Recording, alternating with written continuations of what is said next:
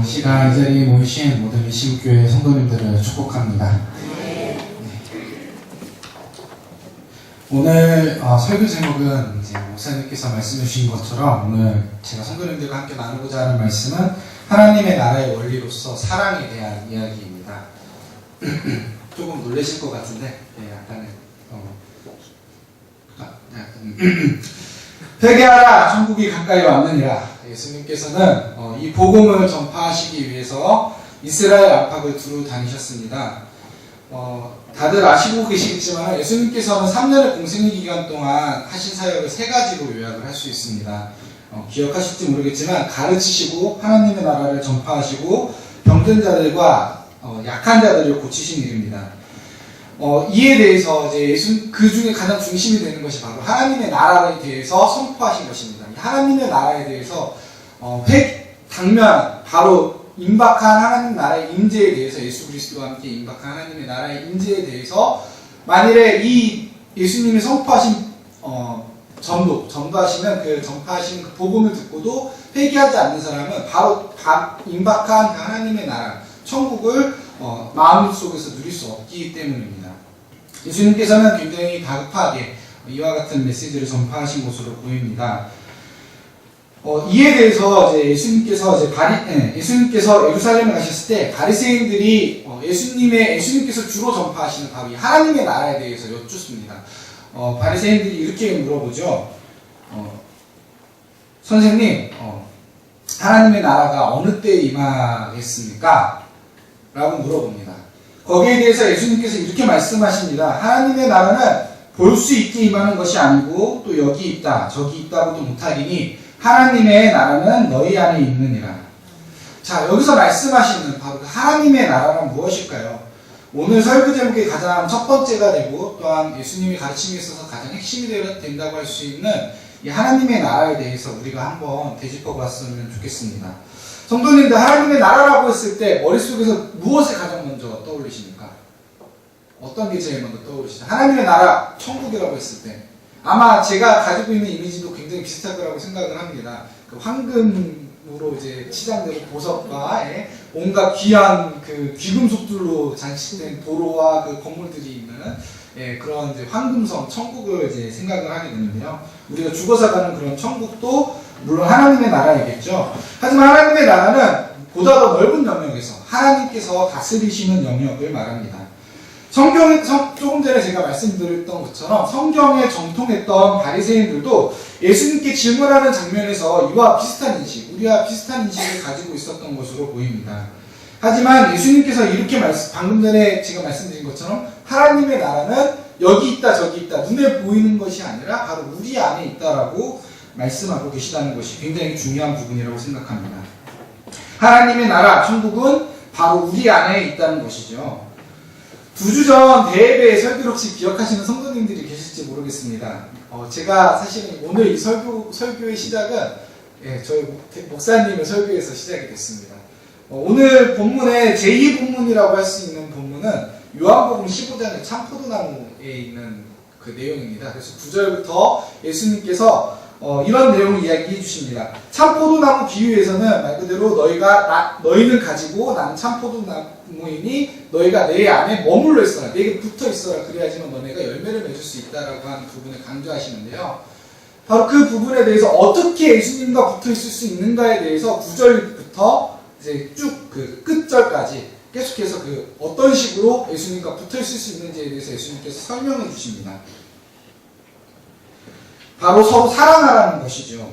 예수님께서 하나님의 계명을 지키셔서 하나님의 사랑 안에 계신 것 같이 우리가 서로 사랑하라 하신 예수님의 계명을 지키며 살면 예수님의 사랑 안에 있을 수 있게 된다는 것입니다. 예수님께서 하나님 안에 계시니 곧 우리가 예수님 안에 있다면 곧 하나님 안에 있다는 말이 되기도 하지요. 더 나아가 요한복음 17장의 예수님의 대제사장 기도 속에서 예수님께서는 자신이 하나님 아버지 안에, 하나님 아버지께서 예수님 안에 있다고 이야기하십니다. 그리고 우리 역시 예수님처럼 우리가 하나님 안에, 그리고 하나님께서 우리 안에 있게 하여 달라고 예수님께서 우리를 위해서 기도하시죠. 만물의 주인이 되신 하나님께서 계시는 곳이 곧 하나님의 나라입니다. 우리가 서로 사랑함으로 예수님의 계명을 지켜 우리가 하나님 안에, 하나님께서 우리 안에 계심이 이루어지면 우리가 죽어서 가는 천국 이전에 이미 천국이 우리 안에 이루어졌다는 것이죠. 그러나 오히려 이 말씀으로 인해서 우리는 정반대의 모습도 떠올릴 수 있습니다. 하나님의 나라가 눈에 보이지 않고 바로 우리 안에 있듯이 정반대의 모습도 우리 안에 있기 때문입니다. 하나님 나라의 반대는 무엇일까요? 지금도 제가 생각하기에 하나님의 나라의 반대라고 하면 떠올리는 이미지는 딱 한 가지입니다. 예, 지옥이겠죠? 예. 하지만 아이러니하게도요, 참 이상하게도요, 지옥이야말로 하나님의 나라를 할 수 있겠습니다. 왜냐하면 하나님의 정의로서의 진노가 마침내 불의한 자들에게 내려지는 현장이기 때문입니다. 하나님의 뜻, 하나님의 통치가 확실하게 이루어지는 현장이기 때문에 지옥 역시 하나님의 통치에서 벗어났다고 할 수 없죠. 그렇다면 정말로 지옥이 아니라면 하나님의 나라에 반대되는 모습은 무엇일까요? 제가 조금 전에 말씀드렸던 것처럼 하나님의 나라는 하나님이 계시고 그리고 하나님께서 다스리시는 영역입니다. 그렇다면 그 반대는 단순하게 생각해서 하나님께서 안 다스리시는 나라 혹은 하나님께서 안 계신 나라라고 할 때 이것이 논리적으로 반대되는 하나님의 나라와 반대되는 것이라고 할 수 있겠습니다. 하지만 과연 그런 것이 어디에 있을까요? 사실 이 부분은 약간 좀 신학적으로 굉장히 좀 혼날 수도 있을 부분인 것 같긴 한데요. 지옥보다 더 지옥 같은 하나님께서 계시지 않는 것만 같은 그런 세상이 사실은 우리가 살고 있는 세상이라고 저는 보았습니다. 바로 지금 우리가 살고 있는 세상입니다. 마치 하나님께서 계시지 않는 것만 같은 현상들을 우리는 종종 마주하게 됩니다. 우리가 경험하는 현실 속에서 우리는 하나님이 계시지 않는 것만 같다라는 사건들을 자주 마주하게 되는데요. 하나님이 계시다면 어째서 이런 일이 있을 수 있단 말인가 하고 탄식할 만한 사건들이 계속해서 우리 주변에서 일어나죠. 대표적으로 이제 많은 분들이 벌써 또 이제 기억의 저편으로 넘어가 버렸지만 작년 사순절 기간 부활절이 있었던 그 일을 우리가 아마 잊지 못할 겁니다. 세월호 사건, 그 당시 믿음 없는 사람들조차도 신을 찾을 정도로 하나님 평소에는 신은 없다라고 생각했던 사람들조차도 그 순간만큼은 제발 이 사람들 구해달라고 하나님이 있다면 신이 있다면 제발 저 아이들 좀 구해주세요라고 기도할 만큼 굉장한 그 안타까운 사건이었죠. 인터넷 댓글에서는 무사기한을 비는 세대와 종교를 뛰어넘어 거의 모든 국민들이 기적을 바라고 기대했습니다. 저도 그 당시에 정말 금식하면서 엄청 눈물 흘리면서 기도를 했었는데 굉장히 엄청난 무력감을 느꼈죠. 아무것도 할 수 없고 아무것도 도와줄 수 없고 정말 하나님의 도우심밖에 바라볼 수가 없는데 아무 일도 안 일어나고 이게 제가 들은 에피소드인데요. 사건이 벌어졌던 시간에 숭실대에서 체크를 드리고 있었답니다. 숭실대에서 이제 그 예배를 드렸는데요. 대학생들 모아놓고 근데 이제 그 사건이 터졌다라는 겁니다. 배가 가라앉았다. 그런데 바로 얼마 안 있다가 체크를 드리는 중간에 거의 끝나갈 쯤에서 다 전원 구조됐다. 다들 기억하실 겁니다. 처음에 그 사건이 벌어진 것 같아서 초반에 전원 구조 다 했다라고 하는 그 기사가 이제 뉴스에 나왔었거든요. 그걸 들은 이제 그 숭실대 학생들이 얼마나 기뻐하고 얼마나 찬양하고 얼마나 감사했는지 이건 진짜 역사 이래로 이런 일은 없었다 이러면서 굉장히 놀라워했었다라고 합니다. 안타깝게도 바로 그 얼마 뒤에 바로 뒤 이어진 소식들이 그들의 기쁨을 완전히 다 뭉개버렸죠. 우리는 그 바닷속에서 가라앉는 배를 보면서 처절하게 우리 자신을 무력함으로 인해서 절망했습니다. 이것뿐만이 아니라 사실 우리는 정의가 실현되지 않는 사회정의의 부재 속에서 자신의 성공이나 경제적 이익을 위해서 타인의 생명이나 재산을 아랑곳하지 않는 사람들이 성공하고 결과적으로 그들이 부해짐으로써 인정을 받는 사회구조를 보면서 하나님이 정말 계신지 의심하기도 합니다. 근데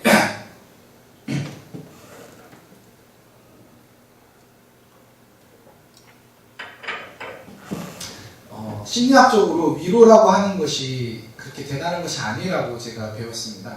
위로라고 하는 것은 내가 당한 처지와 비슷한 처지를 당한 사람이 있어서 공감할 수 있게 되면은 그거 자체로 위로를 받는 것이죠. 예를 들면은 제가 길을 가다가 바나나를 밟고 넘어졌습니다. 그런데 이제 되게 민망하지 않습니까? 주변 사람들이 막 저거 넘어졌어. 그런데 자기 뒤를 따라오던 사람이 똑같이 넘어졌습니다. 그걸 보는 순간 사람이 위로를 얻게 된다고 하더라고요. 근데 그것처럼 참 이제 그렇게 성공을 인정을 받는 사회구조를 보면서도 이제 우리가 이제 굉장히 의심을 하게 되는데 이런 의심이 바로 우리들만 하는 것은 아니라는 것입니다. 우리의 믿음이 연약해서만 그런 것이 아니라 우리가 위로를 얻을 수 있는 것은 성경에서도 동일하게 바로 지금과 2000년 전이나 4000년 전이나 변함없이 다양한 역사적 사건들을 겪으며 여러 성경 기자들이 지금의 우리처럼 답답한 현실로 인해서 하나님께 토로하며 하소연하는 모습이 나타난다는 점입니다. 이처럼 하나님의 나라는 우리 안에 있다고 하신 예수님의 말씀 속에서 생각하게 되는 것은 천국뿐만 아니라 바로 지옥도 우리 안에 있다는 것입니다. 천국을 만드는 것도 또한 우리 마음이고 또한 지옥을 만드는 것도 우리 마음이라는 것이죠. 우리가 예수님의 계명인 사랑 안에 행한다면 하나님의 나라가 이미 우리 안에 이루어져 있지만 그렇게 하지 않을 때 우리는 내 자신으로부터 시작하여서 우리가 살고 있는 세계 또한 지옥으로 만들어버리는 창조와 파괴의 양면성을 가지고 있습니다. 예수님의 말씀 속에서도 하나님의 나라와 반대되는 개념이 세상이라는 단어로 표현됩니다. 바로 우리가 살고 있는 세상처럼 하나님 나라를 대적하고 거부하는 세상은 하나님 나라와 반대되는 질서를 가지고 있습니다. 물론 성경을 비롯해 제가 여기서 말하는 세상이란 인간 사회를 말합니다. 자연을 포함하는 우주 만물이 아니라는 점을 좀 생각해 주셨으면 좋겠습니다. 세상에서는 굉장히 단순한 원리가 한 가지 있죠. 강자가 약자를 다스립니다. 하지만 하나님 나라에서는 강자가 약자를 섬깁니다. 마가복음 10장 43절 44절에서 예수님께서는 제자들에게 다음과 같이 말씀하십니다. 너희 중에 누구든지 크고자 하는 자는 너희를 섬기는 자가 되고 너희 중에 누구든지 으뜸이 되고자 하는 자는 모든 사람의 종이 되어야 하리라. 뿐만 아니라 하나님이신 예수님 자신도 그분 자신의 가르치심대로 우리 모두를 위해 십자가에 달려 죽으심으로 그 말씀을 몸소 실천하신 것을 우리는 알고 있습니다. 하나님께서 만드신 만물 가운데에도 강자가 약자를 섬기도록 하신 하나님 나라의 질서가 있을까요? 없을까요? 있습니다. 무엇일까요? 예수님을 믿든 아니든에 상관없이 본능적으로 많은 피조물들이 이 원리를 따라 이미 살아가고 있습니다. 그렇게 해서 지금까지 존재해 왔고요. 바로 부모가 자식을 부양하는 모습입니다. 이 부분에서만큼은 사실 인간 사회뿐만 아니라 모든 자연 만물이 공통된다고 저는 봅니다.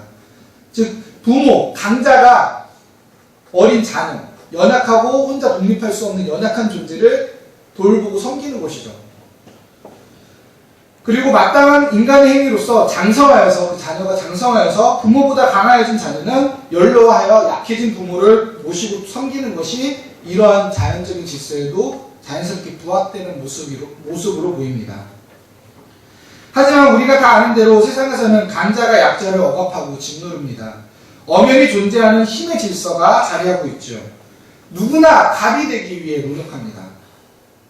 보다 더 강한 힘을 가진 사람 또는 현 자본주의 사회적으로는 보다 많은 돈을 가진 사람이 사회에서 인정받는다는 것을 우리는 알고 있습니다. 받아들이고 있죠. 우리는 약자는 소외되고 자연스럽게 도태되어 사라진다라고 하는 진화론적인 사고방식에서 우리는 살아가고 있습니다.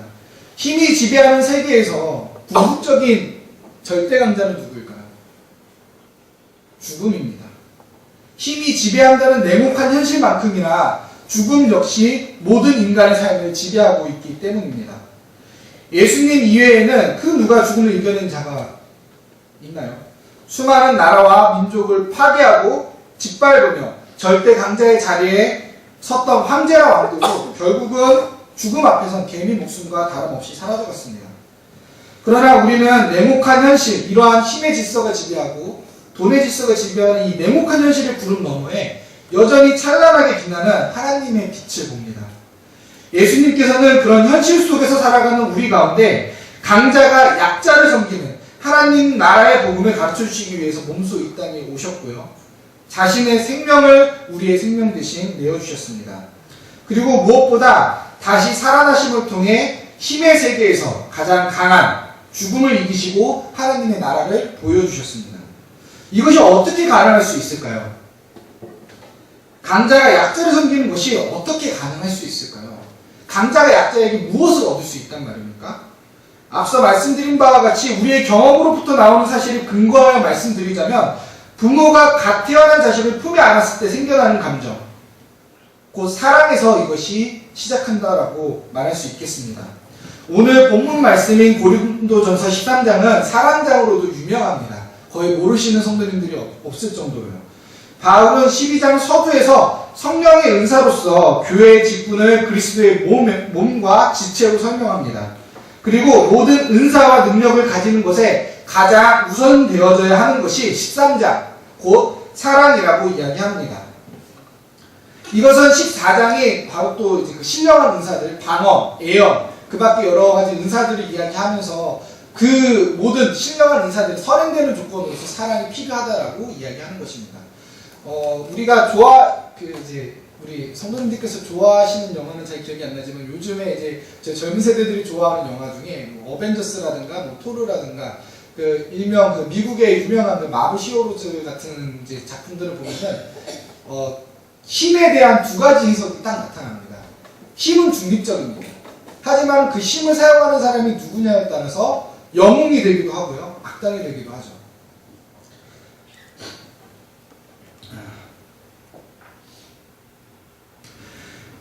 본문에서는 거듭해서 사랑하는 능력이나 헌신이 그것을 행하는 사람에게 아무 유익이 없다고 거듭 이야기합니다. 여기 모이신 성도님들께서는 배우자든 자녀든 누군가를 사랑하여 섬겨보신 경험들이 다 있으실 줄 압니다. 사랑하는 사람을 위한 수고는 수고로운가요? 그렇지 않죠. 수고롭지 않습니다. 그 자체로 기쁘기 때문이죠. 사랑하는 일을 즐겁게 하기 위해서는 내 자신의 체면을 구겨줘도 상관없습니다. 내 자신이 심지어 많은 사람들 앞에서 광대가 된다고 할지라도 상관없습니다. 사랑하는 사람이 기쁘면 나도 기쁘고 사랑하는 사람이 슬프면 나도 슬프죠. 그저 함께 할 수 있다는 것 그 하나만으로도 감사하고 행복합니다. 물론 이제 여기서 결혼 생활을 오래 하신 성도님들이 많이 계시기 때문에 그거는 젊은 시절에 결혼하기 전에 느끼는 잠깐의 그 황홀함일 뿐이고 결혼해보아, 결혼 한번 해봐라 이렇게 생각하실지도 모르겠습니다만 계속해서 우리가 본문에서 보게 되는 말씀처럼 사랑이라고 하는 것이 그런 황홀함과 그런 기쁨만을 이야기하는 것은 아니라는 것을 본문에서도 이야기를 하고 있죠. 본문에서는 사랑에 대해서 4절에서도 보시면요, 첫 번째 사랑은 오래 참고로 이야기하고 있고요, 사랑은 온유하고 시기하지 않고 자랑하지 않고 교만하지 않고, 또 7절을 보시면은 모든 것을 참으며 모든 것을 믿으며 모든 것을 바라며 모든 것을 견딘다라고 이야기를 하고 있습니다. 또한 이어지는 구절들 속에서도 보실 수 있는 것은 바로 사랑의 그 영원성, 그 사랑이라고 하는 것은 인내, 굉장한 그 인고를 필요로 한다라고 하는 것을 우리에게 이야기해주고 있습니다. 많은 노력을 필요로 하고요. 서로 다른 두 사람도 하나가 되는 것이 이렇게 어려울진데 하물며 완전히 그 근본부터가 다른 하나님과 우리가 부부가 된다라고 하는 것이, 그리고 하나님과 우리가 바로 한 몸이 된다라고 하는 것이 얼마나 어려운 일이겠습니까? 바로 그것을 견뎌내고 그것을 이겨내게 하는 것이 바로 사랑이라고 하는 것이죠. 예수님께서는 우리에게 서로 사랑하라고 가르치셨습니다. 사랑받으라고 하지 않으셨어요. 오히려 미움을 받을지라도 사랑하라고 가르치셨습니다. 그렇게 할 때 우리가 바로 그 예수님 안에 거하게 되고요, 바로 하나님 안에 거할 수 있게 되는 것입니다. 저는 그저 사랑이라고 하는 하나님의 나라를 이루는 원리로서의 사랑이 그저 젊은이들이 이야기하는 사랑과는 너무 많이 다르다라고 생각을 합니다. 저 역시 이제 그와 같은 사랑의 관점에서는 많이 벗어났고요. 사랑이라고 하는 것이 참으로 그 언약의 관계 속에서 철저하게 정말 이제 약간 좀 이상할 수 있지만 공자의 논어에 보면은 극기동내라고 하는 사자성어가 등장을 합니다.